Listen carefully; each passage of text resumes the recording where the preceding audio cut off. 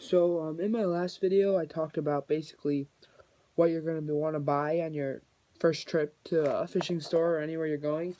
Because I know the first time I went to stock up on fishing supplies, I had no idea what to buy, and I just bought whatever I looked good, and I wasted quite a bit of money. So that was my last video. This video is how you're actually going to use that stuff. If you're starting out fishing, you buy a bunch of gear and you don't know what to do with it, and this is just a video, basically a tutorial on how you're going to start fishing if that's what you want to do. So go check out my last video on what to buy when you start fishing.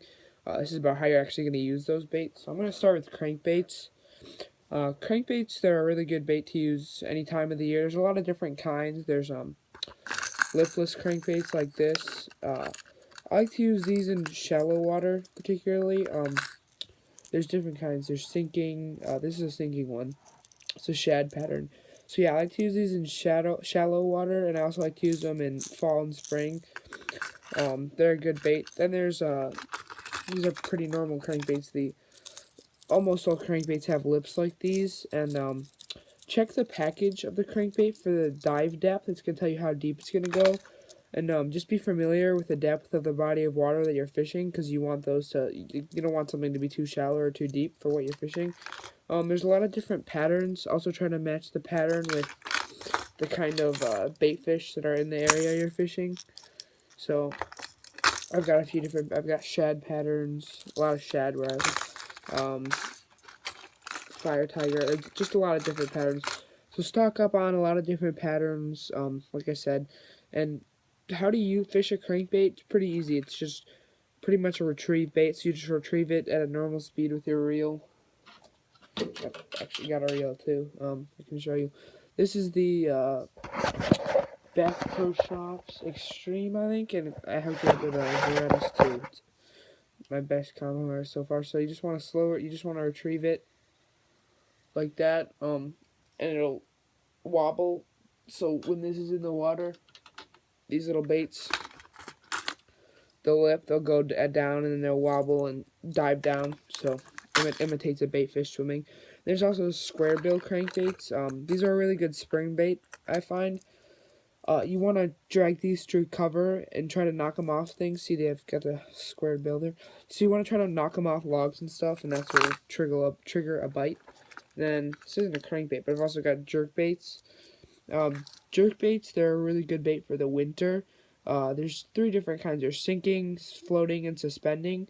So they're either going to float on the surface, go to a certain length or distance in the water that you choose, or sink to the bottom. And how you fish these is there's a lot of different retrieves. I like to use a twitch pause. So you bring it through, and then you twitch it, and then you go another one. So basically what it looks like in the water is it'll spring forwards and then stop. So this is good for winter. I like using them. Here's my other box. It's jigs. Jigs, they're really good bait. I like to use them in spring also.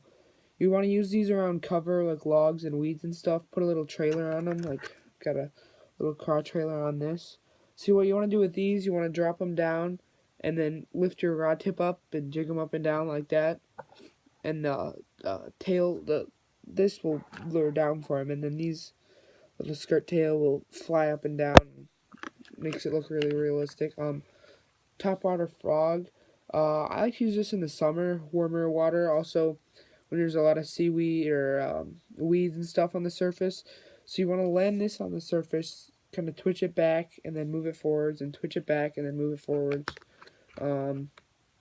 Spinner baits. I use spinner baits all year round, but these are good for cover. You want to try to rip them through grass and stuff. And remember, always use a trailer hook. I always do, because you'll miss a lot of fish not using one.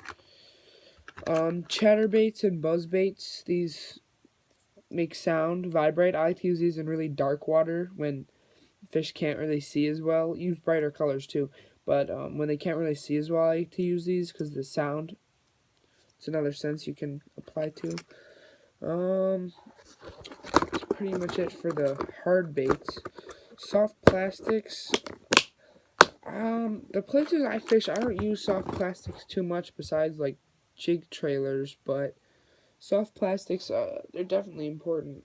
I'm going to do another video on Texas rigging for stick baits and stuff. That's a weedless rig, and that's important to do, but pretty much, yeah.